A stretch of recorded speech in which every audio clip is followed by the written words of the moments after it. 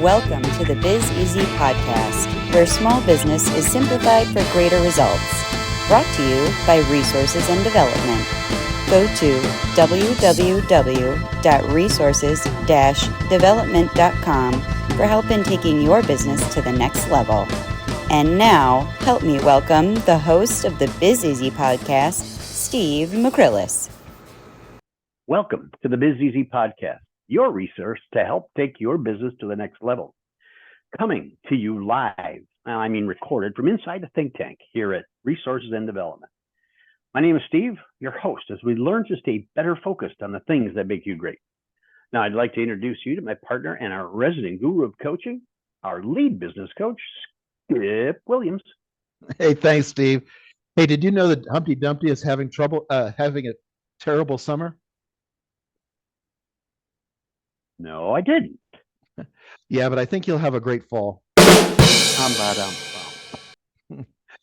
Okay, with that in mind, I just want to introduce, I do have a headset on today, so hopefully I'll be more audible. We'll see if it lasts through the entire podcast. So what are we talking about today, Skip? Well, you know, Steve, I think everyone has a good idea for a business. Perhaps it comes from a hobby or an interest that you have, or people have told you that they love your brownies or your handyman skills. But the truth is, and the truth is that most everyone has an idea, probably a few times a year. But what happens next is critical. In most cases, of course, it gets forgotten, but there's sometimes that it eats at you and you want to open that business. So how do you do it? Without historical data for your specific idea, these early months of planning become wrought with delusional pitfalls. What I mean by that is it's very easy to lie to yourself and not even know it. Here's a couple of examples. A well-meaning friend or relative tells you you're crazy, it'll never work, and you believe him. Or a well-meaning friend or relative tells you it's a great idea, and you believe him. Or are you already selling to a few customers from your part-time home-based hobby business, so you tell yourself there must be a huge market for what you sell. When projecting how many units a day you'll sell once open, it's really easy to lie to yourself. Not considering all the overhead, the cost of goods, whether the price you charge will sustain all those expenses. Or you don't value your own time in the calculation, so you figure out costs without considering you. Or how about determining what size the business should be? You know, it's as big a sin to build it too small as it is to build it too big. And lastly, confirmation bias. You only tend to consider data that confirms what you already believe to be the truth. So, Skip, with all these delusional pitfalls, as you call them, how many would-be entrepreneurs fall captive to them and just plod on through their day jobs? Yeah, it happens frequently. I mean, the statistics for small businesses is not good. You look at it, 9 out of 10 businesses fail in the first 10 years. 7 out of 10 of them fail within the first 3 years. So, and you've got to chalk some of that up to they lied to themselves when they were designing and opening the business. So where do we go from here? There are just a few examples, but there may be many more. The reason it's so easy to lie to yourself is that lack of data. You might have access to similar business numbers, but those numbers may or may not apply to your costs, especially because for you're building a similar business with today's dollars that are cost a lot more.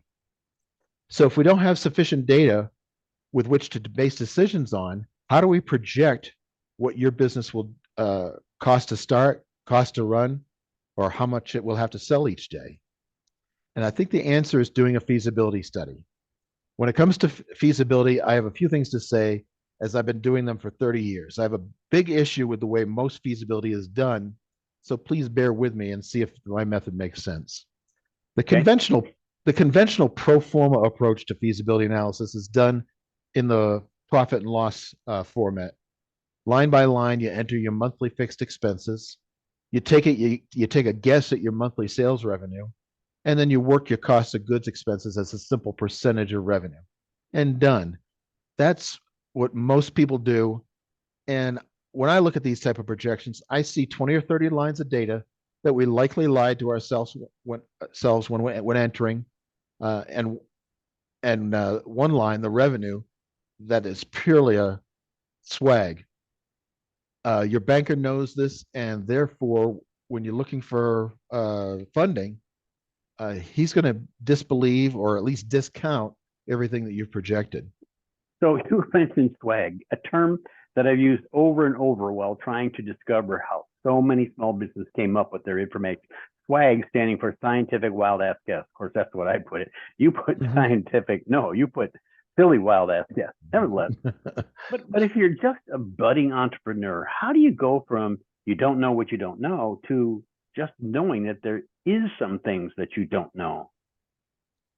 Well, that's why I prefer the what I call the bottom up approach rather than the top down approach that I previously mentioned.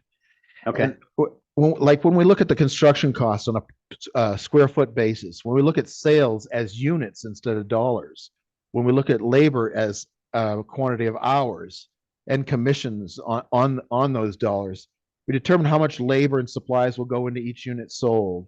We can begin to get a good idea of the optimum size that the business should be, and how many employees you'll need, how many hours a week will need to be open, what the price needs to be, and or how many units need to be sold each day. And that's important. You build the model out, and then you ask yourself, is it reasonable? Is it reasonable that I need to sell 200 units a day? Is that something that sounds doable? If it is, then maybe you have a viable business. If it doesn't, then we got to go back to the drawing board. We either have to reduce our expenses, increase our prices, or make other adjustments in order to make it viable. But we can then ask ourselves, can we sell this many units a day? Can we find that many employees at the wage that we've got in the feasibility study? And how many hours a day should we be open? Are those reasonable expectations? So by using a what if method, we'll be able to optimize the size and the scope of the operation, adjust pricing and volume until we've dialed in the correct configuration that will maximize profitability and more importantly, the chances for success. The size of your business is a very critical component. As I said before, it's just as big a faux pas to build it too small as it is too big. And this method will allow you to size it just right, what I call the Goldilocks method, right? Therefore, I recommend going through this process before you determine location and real estate. Oftentimes, I do them after location has been found, but I would actually recommend it before you sign yourself up for anything. So when I started doing feasibility analyses 30 years ago, I was only able to tell if a business was viable or not. I saved a lot of people from making huge mistakes, but today when I perform this service for potential businesses, I can help them understand those variables and the reasons why the business model doesn't work at present. And then we can help them tweak the business model for greater chances of success. So you spent a good part of your career walking potential business owners through the steps so that they can discover what they didn't know. But it seems to me that the questions you ask may also help them explore more deeply the areas that may be most critical to the operation of their business. Did I get that right? Oh yes, I mean, we always talk about upsells, downsells, and cross sells, and that sort of thing, because they may have decided that this is the one thing they wanted to do. They wanted to bake brownies, and they didn't want to make cookies and cakes too. But maybe those other offerings make that business viable, whereas just the brownies wouldn't, as a stupid example. So where are these people supposed to get the kind of information that they need and get the questions asked that they're going to ultimately end up being pitfalls if they don't do something? Well, of course, I'm happy to do it if you want to reach out. But if you really intent on doing this yourself, I would just recommend not using that first method, not that just projecting revenue and then all the expenses off the revenue, but rather break it down into its components, and then you can build it back up into a projected profit and loss statement, cash flow analysis, break-even analysis, and so forth. You see that I just teed that up for you to make a shameless pitch. You notice that? a shameless plug. And why don't I continue that with here at Research Development? When I work with clients who have a vision, they know what they would like to do, and we put that to numbers and put the data together so they might find funding. but more importantly, so they can shape that vision into the model that has the greatest chance for success. If you're good at numbers, you can use this method too. But here's why it's best to have a third party do it for you. A neutral party can help you not only help you to not exaggerate your numbers, they will add credibility to your business plan for lenders to better believe your projections. If they see you had a third party doing the numbers for you, they're not going to discount them as much, if at all. It'll help take those confirmation blinders off. And the bonus of using that bottom up method is that the lender can see the rationale used in projecting those numbers rather than just seeing top line numbers. You and I have run into people, but I'm going to ask you, based on your background and career, in your experience, how many people have you encountered that are literally good at numbers? Well, there's lots of people who are good at numbers, but they aren't usually the entrepreneurs. To be an entrepreneur, you have to be at least somewhat creative. I find in most cases. I mean, there's technical businesses you don't have to be as creative if you're doing what I would say a commodity type business. But most business owners, most entrepreneurs want to be creative. They want to break the mold, disrupt the marketplace. They want to do something different. And those people that have those that are great visionaries aren't always good at numbers. Some are, but most are not. And it's been the pleasure of my life to be able to work with those people. And I always tell them it's your job to dream and it's my job to doubt. And someplace in the middle will lie the truth. Say that again. It is your job to dream. It is my job to doubt. Is that what you just said? Yeah. When I'm working with an entrepreneur, yeah. That is such a poignant statement, because I was expressing some experiences that I've had working with small business owners to my family over the weekend as I traveled. And I said, it has been my experience that when I see a pair of partners who are working in their business, and sometimes it's two friends that got started, maybe a husband and wife, maybe it's two brothers, but there's always one who has the creative part, and really he's the face of the business. He is out there selling it. He will sell because that's what his job is. Then you have the other guy who is the back office guy. He handles the operational aspects of it. He follows the numbers. He really quantifies everything that's going on. And I have found that the best partnerships come with a creative and with somebody that understands the numbers, because you and I have talked countless times over a number of different blogs how important it is. And how many times have we said this? If you treasure it, you should measure it. Now, you've said that many more times than I have, but the truth is, you have to have that part where I will build it, and the other part where how much is it going to cost to make sure that we make money, right? I couldn't agree more. I mean, it is wonderful to be a sole entrepreneur, but it's rare that a sole entrepreneur has the variety of skill sets to make it all come together. A partnership where one is the yin, as you say, out there, projecting the business, selling the business, raising the capital, this and that, and the other person that's putting the numbers together and running the operation and making sure the trains run on time. That in my mind is the perfect partnership right there, when you can complement each other's skill sets, not overlap each other's skill sets too much. Totally agree. In fact, when you and I were talking about preparing this blog before you wrote it, I expressed a concern, and you used that expression a couple of times, confirmation bias. Now, the first time I planned for this job, I had been working in my career for 17 years. I was in the tuxedo business, and I had done that. It seemed like forever. I did it fresh while I was in college, and then throughout for the next 17 years. And I got to be honest, it was exciting to me to embark upon my own first job. I figured if I could run a bunch of stores for another guy, I could do this very effective for myself. So I plotted out a means by which I could open a new store. It was going to be it wasn't going to be tuxedos. It was going to be something altogether different.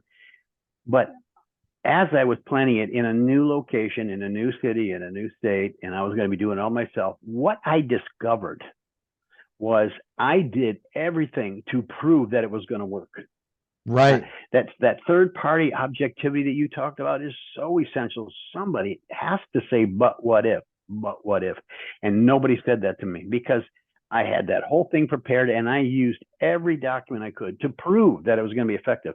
And sadly, being my first business out of the corporate world, it did miserably because I did that. Right. Well, I watch a lot of motorsports, right? And you can see some of the world's greatest drivers out there, and they're well renowned for their driving skills and the risks that they take and the tactics that they use to get to the front of the line and to win the race. But how many of them could fix the car, to take care of it, to change the tires, get sponsors, run the business? Not too many people have that wild variety of skill set. And frankly, I would submit to you that probably the greater you are at that one thing, let's say driving the car, probably the worse you are at all the other things. You As we know, talk about delusions, what you talked about, I think the better you are at something, the more delusional you are about the other things that you think right, you're good at. right. Because it all looks easy, right? I'm doing all the work. The rest of it's pretty easy, right? Yeah, But that's right. but again, confirmation bias comes into play. You're absolutely right. You know, you're tutoring them. You're tutoring would-be business owners or people who want to break into the entrepreneur world. You're tutoring them through feasibility. Could ultimately be save them from the would-be pitfalls that they ultimately would encounter and would now be able to avoid. Now, as I look back on it, and as age gives you experience, how do you communicate that message to somebody who is all bright-eyed and bushy-tailed and are going to ready to take this world by storm with this dynamic product? I got to ask you, we have run across many people who have said to us, well, this has never been done before, so I know it's going to work. And they say over and over, well, this has never been done before. What's the one thing that keeps going through your mind when they say, well, it's never been done before? Well, I always say the worst case scenario of us putting your vision on paper on numbers on paper is that it won't work, and I've saved you years of heartache and millions of dollars of heartache. That's your worst Right. case scenario. I mean, and it sounds like failure, but it's a lot easier failure to deal with than the longer term failure. So that's your Right. worst Right. that's your worst case scenario. But I submit to you that if we can put that on paper and it doesn't work, we can both put our heads together and figure out what are the knobs that we need to turn in this business model in order to make it profitable. Mm-hmm. Is it to add an ancillary product? Is it to scale the size of it down or scale it up? Is it is it uh, is it do we need to change the pricing? Do we need to sell greater volume or less volume at greater prices? We can start tweaking those knobs until we have something that is viable. And Right. I always like to go beyond viable because uh, again, there's still confirmation bias in everything we do. So if our confirmation bias tells us it's viable, I'd like to get even further past viable to huge chances of success. And that's what tweaking the model can help you do. To be clear, confirmation bias is simply confirming the thought you already had, rather to prove the counter positive, right? Right. I mean, we see it in politics all the time, right? If I'm on one side of the aisle, I'm listening for facts and anecdotes and so forth that prove my point, and I'm not paying attention to the anecdotes and things out there that uh, Disprove. counter disprove my thought. Yeah. As I circle back to that comment about when somebody says, well, it's never been done before, using that statement as the reason this is going to be successful. I mean, a recent encounter I had with a guy who had a brilliant idea and it sounded really good, but the more he talked about it, the more I had to ask myself the question, well, there's probably a reason it's never been done before, you know? And hmm without knowing the numbers, without putting a pen to paper and understanding exactly what your true costs are going to be, doctrine of true costs, we've talked about that many times too.